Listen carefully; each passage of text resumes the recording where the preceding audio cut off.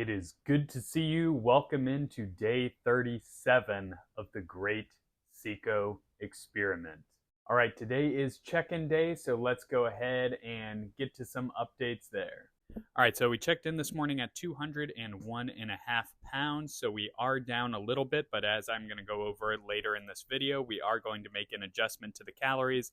Obviously, I am pleased with the leanness and definition that is coming in. So much progress in such a short time, but I want to continue to push hard to the end for you guys and make the most of this great CICO experiment. You can see in the side of the leg, though, definition is coming in. Obviously, the obliques. In the back, you can just see little details and fibers starting to move as I move around. And one thing you'll notice, and I highly recommend when you do check-ins, whether it's pictures or videos, is consistently use the same time of day and the same lighting. So I don't do any fancy angles or anything like that. I just take these in the same place in the kitchen, fasted first thing upon waking, so that way I can have an accurate comparison. But again, you can see shoulder caps coming in. Definition is definitely coming in. Always a little bit flat in the morning, but that fills out quickly with the meals that I get to eat. So excited with this progress, but I know I can take it to another level. All right, so looking at the leanness and definition coming in, I am definitely pleased with the progress from the start just 37 days ago. However, I am looking to kick things up a notch and push things up. So over the past couple of weeks, between the flight to Ohio and the fact that we had increased the calories, if you remember at the start of this experiment, we were 2,000 or below. We had gone ahead and increased it because we were dropping weight too fast to 2,400 or below. So I've been right around that 2,400, trying to squeeze in as many calories as I can. I think it's time to kick things up a notch, as over the past couple of weeks, we've only gone down 2 pounds. So it is time to drop the calories back down to the 2,000 and below and see what happens. That being said, the meals that I recorded yesterday that I'm going to show you today will be the last 2,400 or less calorie meal day. After that, we're going to go back down to the 2,000 or below so we can really start making that incredible progress again.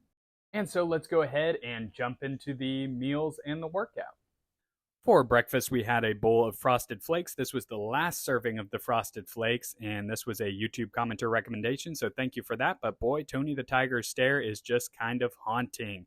After that, we mixed up our Nutricost creatine monohydrate for our intra-workout, and today was a calisthenics day, so I always look forward to that. If you remember, I know I keep harping on it, but at the start of this journey, 37 days ago, I couldn't even do one muscle up.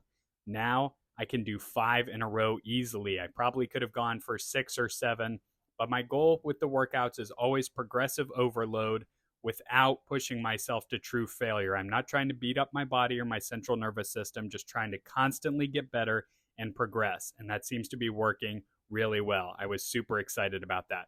But then I got attacked by mosquitoes about 3/4 of the way through the workout. So I had to finish the workout inside with some of the pistol squats and explosive work because this was just crazy. I probably killed about 5 mosquitoes in the span of about 30 seconds. It was ridiculous, and I'm not about that. So indoors we go. After that, we had a whey protein shake in 2 gummy slices. Now, I had blown out a tire, so I had to change that, get the spare on, and take it to the tire shop. And while we waited for them to work on that, we went and got our weekly shopping done. We started off with some apples and then some bananas, so getting that healthy fruit in, even on the standard American diet. But just wait to see what the bananas are for. So after that, we decided we wanted to make some chicken parmesan, so I got some spaghetti for that. And of course, with spaghetti comes spaghetti sauce. Tomato, basil, garlic is my favorite flavor. TikToker recommended Apple Jacks, so that's going to be our next cereal. And I've always wanted to try the donut hole one, so win-win. The bananas, we're going to turn into a banana pudding parfait. And then had to get some hamburger buns for sandwiches. Got some bread for toast or peanut butter and jelly sandwiches, always a staple. And we got to load up on the eggs. The egg prices are down. It's not great yet, but $13 beats the heck out of $32. We got some cream cheese and some heavy whipping cream to make a cheesecake mousse for our banana parfait. And then we got some cheese for the chicken parmesan. Our lunch, we had a burger, apple, and chips. That was delicious, salty, crunchy with the chips. Burger, always a win. This was the last burger that I had made, so burger's coming off the menu for a little bit. And then the apple is always a nice, sweet, refreshing crunch to mix up the salty. Here is the banana cheesecake parfait I made. It's a layer of banana pudding, then a layer of sliced bananas, then that cheesecake mousse that I homemade, and repeat, then sprinkle with coconut on the top.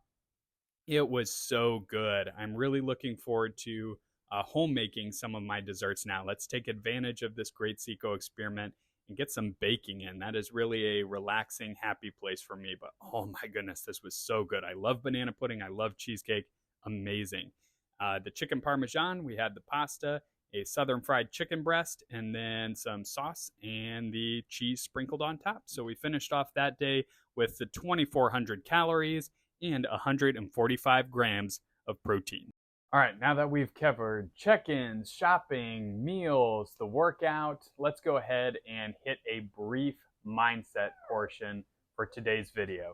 And today we're going to go over long-term consistency versus a short-term sprint aiming for perfection. So long-term consistency versus aiming for perfection for a short-term sprint.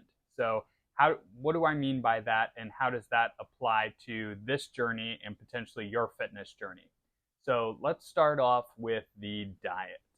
A lot of people, myself included, fall into the trap that they're not going to start a diet until they have the perfect diet that is going to give them the absolute best results, and then they push themselves really, really hard in that perfect diet for, let's say, a few days, even a week, a few weeks.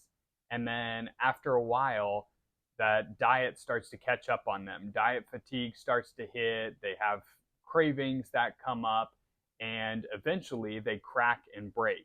And when they crack and break, a lot of times they'll go overboard, gain most or all of the weight back before trying to start that diet again, realizing how miserable they felt on it and failing immediately, and then just giving up altogether.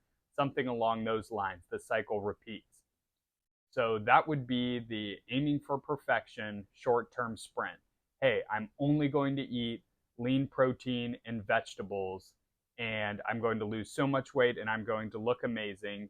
And either the results don't come fast enough for them, or they realize that diet is not sustainable and miserable. No matter what, at some point, they're going to end up breaking. That is not a lifelong sustainable diet. And then they're going to end up rebounding from that, or just falling off the wagon completely. Whereas with a long-term consistent plan, you're able to program in foods that you enjoy. You don't have the calories cut too low. You're not aiming for perfection. You're just aiming for consistent progress. And that's why I program my diet right now the way that I do. Rather than saying I have to hit this exact number of calories, I have to hit this exact number of carbohydrates, protein, fats. I'm trying to get this exact number of micronutrients, whatever it may be. I am just focused on getting this number or below. So it was 2,400 or below. Now it's going to be 2,000 or below. So that way, if it ends up being 1,800, I'm good. If it's 1,950, I'm good. If it's 2,000, I'm good. So that takes the pressure off of me having to hit an exact and aim for exactness, which really helps me as well. I'm trying to get a minimum of 125 grams of protein a day. Again, if it's a little over that, then great. That's what happens. I don't have to hit an exact number. So when I take away those exact measurements, it's less stressful for sure when it comes to tracking, gives me a little bit more flexibility to plug in whatever meals. And it also leads to better adherence for me and a lot of the clients that I work with, because they don't feel like they have to track every single milligram of sodium and have to get this perfect number. So at the end of the day, they're trying to calculate out, okay, what food can I eat that gives me exactly the 10 grams of fat, 5 grams of carbs, and 20 grams of protein that I have remaining for the day. But whatever diet you find works best for you and you enjoy, as long as you're able to stick with it consistently and are in a slight deficit if your goal is to lose weight, or a slight surplus if your goal is to gain weight or build muscle, you are going to make far more progress than if you're doing a yo-yo diet, aiming for perfection, breaking, rebounding back to your starting point, and just going up and down. Slowly but consistently going down over time will always lead to better results and a much more enjoyable journey than spiking and dropping, where you're miserable when you're losing weight too fast because you're eating a miserable diet. And then you're miserable when you're rebounding and gain the weight back because you feel guilty and like a failure. So consistency over perfection sprints. It's the exact same thing when it comes to workouts. A lot of people, when they reach out to me to come up with a workout program with them and I'm talking with them, immediately they want to start in the gym 5 to 6 days a week for an hour plus at a time. They assume that that's what it's going to take to reach their goals as fast as possible.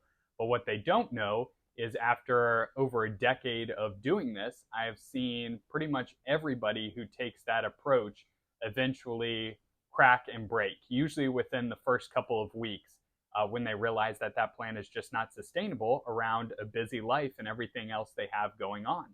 So they assume that a successful workout plan, or what they want to do to achieve the best results, what they think is necessary, is okay, I'm going to do an hour of cardio every single day. I'm also going to do an hour of weight training 5 or 6 days a week. I'm going to cut my calories down super low, and all of a sudden I'm going to have a six-pack in a matter of a month. And that's just not the way that it works. So rather than jump into something crazy and unsustainable right away, if you're going to the gym, let's say 0 days a week to start, you're doing no cardio, you're very beginner, ground zero, looking to lose weight, let's start off by going to the gym 2 days a week. That's already a crazy amount. That's infinite times more than you're already going to the gym, right? So 2 days a week for the weights, and let's aim to get at least 3 days a week of cardio. Now that doesn't have to be plodding along on the treadmill or the Stairmaster, unless you enjoy that. That can also be going for a brisk walk, it can be going for a bike ride, it can be swimming, it can be whatever it is, just being active. So let's start there and get you on a healthy nutrition plan and a calorie deficit, eating foods that you enjoy and that you're going to stick to, and let's see the results go from there. Amazingly, the results will, over that first week, if you're consistent and sticking to the plan, usually there's a pretty good drop, 4 or 5 plus pounds, depending on how much that person has to lose. And then you can use that motivation and take it and continue to ride with the progress. You've seen the results happen, you know that the plan is working, and so you're more motivated than ever to kill it on those 2 days a week that you're in the gym. And maybe you're more motivated to move even more and you do even more cardio. And that's great. And you continue to see progress. And we follow that track until that progress starts to slow. And then it's time to bump things up. Maybe we do 4 days a week of basic cardio and we do 3 days a week in the gym, and so on and so forth. Or maybe we need to adjust the diet a little bit. So that plan is always much more sustainable and leads to much, much better results. That way, over time, you can slowly fall in love with certain exercise habits that you really enjoy. You might find that you love lifting weights. You might find you love doing powerlifting style or bodybuilding style workouts. You might find that you really love biking. Whatever it may be, you'll find your exercise that you enjoy, and you'll be able to fall in love with the process to achieve those results as you see that motivation, rather than hating it right off the bat because you're overly sore, your time is completely taken up and dominated by trying to get in your 2+ hours of exercise in the gym every single day, and you're actually able to recover, have balance, and enjoy your life outside of the workouts and diets as well. Progress versus perfection is also important to keep in mind when it comes to doing something new. So a lot of people get intimidated when they go into the gym and doing weights because they feel like their form isn't going to be perfect. The amount of weight and the exercises they're doing aren't going to compare to a lot of the people who've been going to the gym for 5+ years. And everybody has to start somewhere. But the reason I bring this up is because I can absolutely relate to that now, as I started out doing calisthenics at the beginning of this CICO experiment, the transformation, because I wanted to challenge myself to do something new that I knew would be incredibly hard. I'd been in the gym 10 years. I have all the experience when it comes to bodybuilding style workouts. And even though I love them and I'm still continuing to progress and learn from those and master those, really there's only so much physical and mental challenge that I get out of that that's new and fresh and different. With the calisthenics workouts, I started this from ground zero. I was not even able to do a single muscle up, even though I was sure I was going to be able to brute strength it. But there's so much technique and finesse involved, along with the just different type of strength that goes into those movements. And now, as you saw earlier, I was able to get 5 in a row, no problem. And that just occurred over a month. That's just a month's worth of progress. So I can only imagine if I stack up and have a year's worth of progress, what crazy calisthenic movements I'm going to be able to do. So it was humbling to start from ground zero. I had to do the basic exercises. I had to practice doing lower volume sets of explosive pull-ups to start, where I was just able to get the bar up to my chest, and then slowly progress to being able to get the bar to my lower ribs, and then get the bar around to my belly button, then practice diving over the bar, and then I had to struggle to push myself up. So I can completely relate to that feeling of starting something from scratch and having a humbling beginning. And for me, it might even be worse, because I was so good at working out in my own head that this would be easy. And then it wasn't for the first week. I had to start with the basics and build myself up. So that applies to anything exercise-wise. Stick with it. If you have questions along the way, reach out to a personal trainer in your gym, reach out to a friend or somebody you know who goes to that gym. Reach out to me if you need assistance when it comes to form. Feel free to send me a form video if we're working together. Coaching, that's why I recommend a lot of my clients do, is film an exercise if they're not feeling it right, and send it to me. Or we can talk over alternative exercises that they're able to feel better. But anyway, whatever the case may be, whether it comes to learning something new, whether it comes to consistently following your workouts, whether it comes to your diet, if you do 90 days of consistency where you're not breaking, where you're not cheating, but you're just consistently following a plan that you enjoy and you're able to stick to, you're going to achieve so many more results and have so much more fun and so much more discovery along that journey than if you try to aim for perfection and you're spiking up and down the entire way, cracking, binging, back on a miserable diet, binging, back on a miserable diet, too sore to go to the gym so you can't go, then trying to hammer 3 hours in the gym the next day and just regretting your life. So anyway, that is going to go ahead and wrap it up for the mindset portion of today's video. As always, if you have any questions on that, please let me know in the comment section below. I would be happy to address those questions. And until next time, I will see you in the next video.